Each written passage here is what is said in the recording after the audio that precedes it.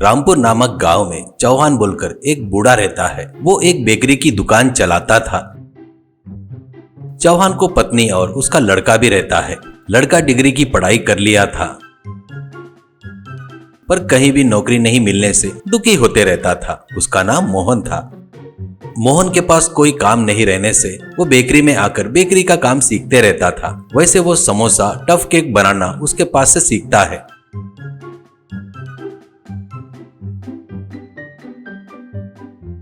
एक दिन एक ऑफिस में जितेंद्र बोलकर एक सीनियर मैनेजर, देखो मोहन, सिर्फ डिग्री तक पढ़े तो कोई भी नौकरी नहीं मिलेगी, ऊपर से तुझे एक्सपीरियंस भी नहीं है। पर तेरी परिस्थिति देखकर तू दुख हो रहा है, इसलिए मैं तुझे कुछ महीने के लिए ट्रेनिंग पर काम में रख लेता हूँ। कल ही आकर ड्यूटी ज्वाइन कर ले, ऐसा कहता है। मोहन, बहुत बहुत धन्यवाद जी, आपने बताया वैसे ही मुझे एक्सपीरियंस नहीं है करके किसी ने भी जॉब नहीं दिया, पर आप बड़ा दिल करके मुझे नौकरी दी है। आप जो मेरे लिए किए है ना, वो मैं कभी नहीं भूल सकता सर, ऐसा कहता है। वो उतनी बात क्यों बोल रहे हो मोहन? तुम्हारे अंदर काम करने की इच्छा दिखी, इसलिए तेरे ऊपर भरोसा करके नौकरी दिया। ऑल दी बेस्ट, ऐसा कहता है।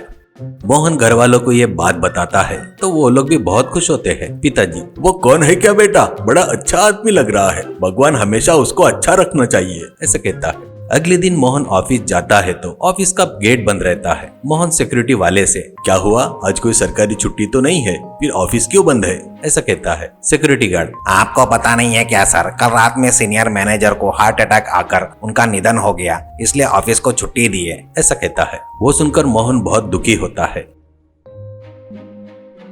अगले दिन जाकर ऑफिस में पूछता है तो दूसरा मैनेजर, उन्होंने तुझे कुछ ऑफिशियल अपॉइंटमेंट लेटर दिए क्या? अगर नहीं दिए है तो तुमको हम नौकरी नहीं दे सकते। आई एम सॉरी, ऐसा कहता है। इससे मोहन दुखी होकर घर का रास्ता पकड़ता है।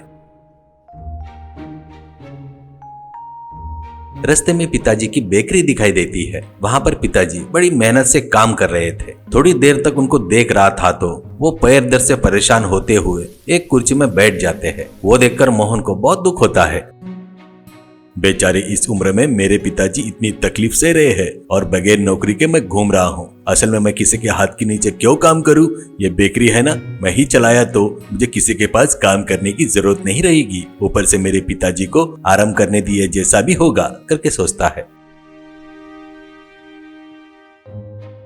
और वही बात पिताजी को बताता है तो वो बहुत खुश होकर, अरे मुझे क्या चाहिए बेटा, और ये अपने परिवार का व्यापार है, मेरे बाद ये बंद हो जाएगा करके दुखी हो रहा था, पर तू ऐसे आगे आकर मांगेगा करके सोचा नहीं था, तो फिर तू कल से आकर दुकान संभाल ले बेटा, ऐसा कहता है। मोहन अगले दिन से बेकरी संभालते रहता है। शाम होने पर लड़का कैसा व्यापार कर रहा है करके देखने के लिए पिताजी वहां पर आते हैं। तभी उस दुकान का मालिक वहां पर आता है। चौहान उनको देखकर, अरे नमस्कार जी, कैसे आना हुआ? इधर आते बोले तो मैं ही आता था ना आपके पास, ऐसा कहता है। तो वो, ये बुलाकर बताने वाली बात नहीं है, बहुत ही इम्पोर्टेंट बात है, इसलिए मैं खुद बताने के लिए आया हूँ, ऐसा कहता है। चौहान, क्या है जी इतनी इम्पोर्टेंट बात? ऐसा कहता है। तो वो, ये बात बताने के लिए मेरी इच्छा नहीं हो रही है, पर नहीं बताया तो ठीक नहीं होगा। मैं ये दुकान किसी दूसरे को बेच दिया हूँ, इसके साथ ये बाजू वाली जगह भी बेच दिया, और वो खरीदने वाला व्यक्ति यहाँ पर मॉल बांधने जा रहा है। अगले महीने से यहाँ पर मॉल बांधने का काम शुरू हो जाएगा। आप लोग बेकरी खाली करके चले जाओ करके बताने आया हूँ। ऐसा कभी होगा करके मैंने सोचा नहीं था। मेरी लड़की की शादी के लिए मुझे पैसे की जरूरत थी, इसलिए ये जगह बेच दिया, ऐसा कहता है। वो सुनकर चौहान के पैरों तले जमीन खिसक जाती है। उसके मुंह से बात ही नहीं निकल रही थी। वो जाने के बाद मोहन, पिताजी दुखी मत हो, ये सब मेरी वजह से हुआ है शायद, मैं जहाँ पर भी पैर रखता हूँ वहाँ पर ऐसा ही होता है शायद। उस दिन नौकरी, आज अपनी बेकरी करके बोलता है। चौहान अपने आप को संभाल कर, अरे नहीं बेटा, जो होने वाला है उसको अपन नहीं रोक सकते। अपना इस बेकरी से रिश्ता खत्म हो गया है सोचना चाहिए। दुकान का मालिक बहुत अच्छा आदमी है, किराया भी बहुत कम लेता था, पर अपना टाइम ठीक नहीं है। बस अभी के अभी दूसरे जगह पर दुकान लगाना बोले तो अपने बस की बात नहीं है। अब सब उस ऊपर वाले की दया है, ऐसा कहता है। ऐसे बेचारा चौहान घर पर बैठकर दुखी हो रहा था। वो देखकर मोहन को भी बहुत दुख होता है। एक दिन मोहन, पिताजी आपके लिए एक गुड न्यूज है, आप फिर से बेकरी शुरू करने जा रहे हो, मेरे साथ बाहर आओ, आपको कुछ दिखाना है करके कहता है। और मोहन चौहान को लेकर घर के बाहर आता है तो वहां पर एक ई रिक्शा था।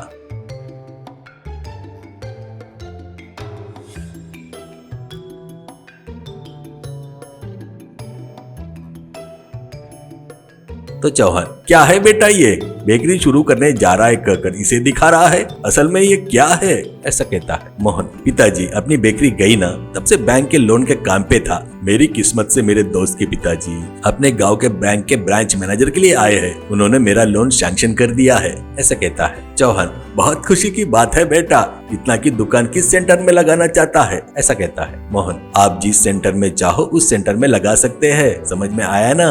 वो ध्यान से सुनो, इसे ई रिक्शा कहते हैं। मैं इसे बेकरी जैसा डिजाइन करवाया हूँ। आप इसमें समोसे, टफ केक रखकर बेच सकते हैं। अभी मोबाइल बिजनेस का बहुत चलन है पिताजी। आप इस ई रिक्शा से घूमते हुए अपने पसंद की जगह पर रुककर बेच सकते हो।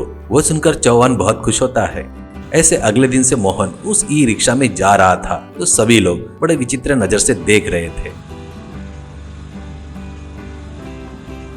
मोहन उसके पसंद के चौक में रिक्शा रोककर समोसे और टफ केक बेच रहा था।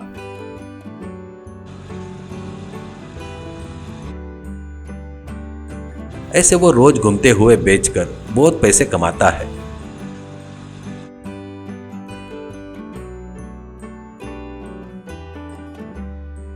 ऐसे बच्चे को सक्सेस होता देखकर पिताजी बहुत खुश होते हैं।